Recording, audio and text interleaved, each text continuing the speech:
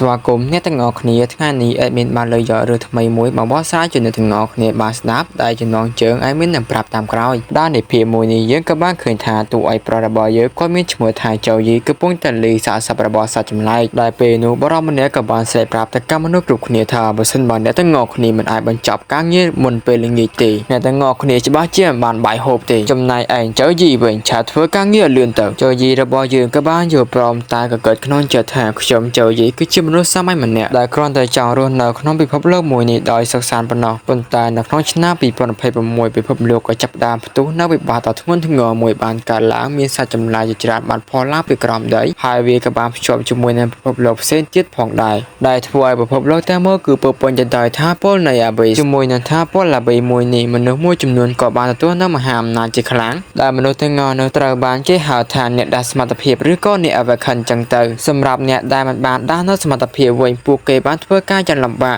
ដ៏អាក្រក់បំផុតនិងហត់នឿយផងដែរទាំងនេះសម្រាប់តែអាហារមួយពេលប៉ុណ្ណោះបន្ទាប់ពីចៅយាយបានបញ្ចប់ការងារនោះគេហត់ខ្លាំងមែនទែនប៉ុន្តែក៏ត្រូវបានមេការនឹងតែកំភ្លៀងមួយទៅហើយរយបានជាឯងធ្វើការងារយឺតម្ល៉េះចៅយាយខឹងខ្លាំងមែនទែនប៉ុន្តែមិនដឹងគួរធ្វើយ៉ាងម៉េចបានត្រឹមតែសួរថាហេតុអីបានជាអ្នកតែមកកាន់ខ្ញុំគេក៏បានតបទៅថាមនុស្សល្ងងើដូចជាឯងនេះបើឯងមិនពេញចិត្តទេឆាប់ចេញទៅដោយគ្មានជំរើសចៅយាយបានត្រឹមតែយល់ព្រមគេក៏បញ្ជាឲ្យគាត់នឹងឆាប់ទៅប្រមូលសាសបិសាចទាំងអស់នោះទៀតទៅបើគាត់មិនធ្វើវាទេថ្ងៃនេះនឹងគ្មានអាហារទេខណៈពេលដែលចៅយាយបំរុងនឹងធ្វើកិច្ចការរបស់គាត់ទៀតនោះស្រាប់តែដីក៏ចាប់ដើមនឹងជួយឡើងបង្ហាញនៅសត្វចម្លែកដ៏ធំមួយចៅយាយក៏ឆ្ងល់ខ្លាំងមែនទែនហេតុអីបានជាវានៅតែមានជីវិតទៀតដោយមិនរងចាំយូរទៀតមនុស្សគ្រប់គ្នាក៏បានដាក់មេប្រួយព្រមជាមួយនឹងចៅយាយរបស់យើងផងដែរតែពេលនោះផងដែរមេការម្នាក់នោះពិតជាចិត្តអាក្រក់ខ្លាំងមែនទែនទាញកំភ្លើងបាញ់ជើងទៅកាន់ចៅយាយរបស់យើងជាហេតុធ្វើឲ្យគាត់នឹងដួលនឹងកន្លែងឆ្លៀតអាកាសមួយនេះមេការម្នាក់នោះក៏រត់ចាកចេញទៅព្រមទាំងចំអកថាមនុស្សអបិយដូចជាឯនេះសះសាមក្នុងការស្លាប់នៅទីនេះហើយចំណែកឯចៅយាយដល់កំសត់យើងវិញបានត្រឹមតែនិយាយថា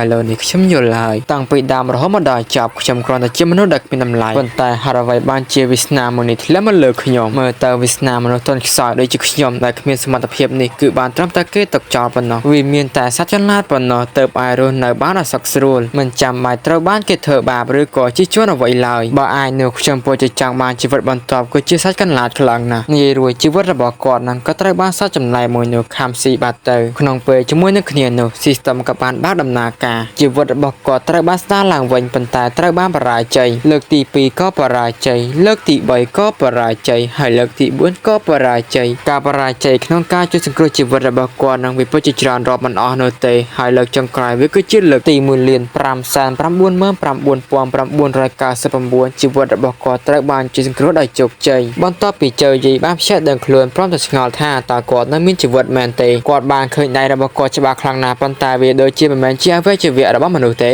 ដោយឃើញកញ្ចក់នៅក្បែរនោះតួឯករបស់យើងហ្នឹងក៏ទៅមើលឃើញថាតាមពិតទៅគាត់គឺជាសត្វកន្លាតសគាត់ក៏ស្រែកខ្លាំងខ្លាំងហើយថាមិនបានជឹកខ្ញុំខ្លាចជាសត្វកន្លាតអញ្ចឹងឥឡូវនេះសាច់រឿងវីរៈវរៈកន្លាតត្រូវបានបញ្ចប់ភាគទី1ត្រឹមនឹងសិនក៏សូមរងចាំទស្សនានៅភាគបន្តទៀតជាមួយនឹងស្ថានីយទូរទស្សន៍ BTN សង្ឃឹមថាអ្នកទាំងអស់គ្នានឹងចូលចិត្ត comment ប្រាប់មកកាន់ admin ម្នាក់មួយផងថាវាល្អមើលដែររីអត់ហើយសូមអធិស្ឋានរកកំហុសខុសឆ្គងទាំងឡាយណាដែលបង្កើតឡើងក្នុងវីដេអូមួយនេះផងដែរក្នុងវីដេអូមួយនេះគ្មានអ្នកឧបត្ថម្ភនោះទេសង្ឃឹមថាមានអ្នកខ្លះដងណាដែលមានសទ្ធាជ្រះថ្លាអាចឧបត្ថម្ភមកកាន់ admin តាមរយៈចូលកូដមួយនេះបាន admin អរគុណតូចជាមុនដូច្នេះហើយពេលនេះពីសំណាក់ admin បាយបាយ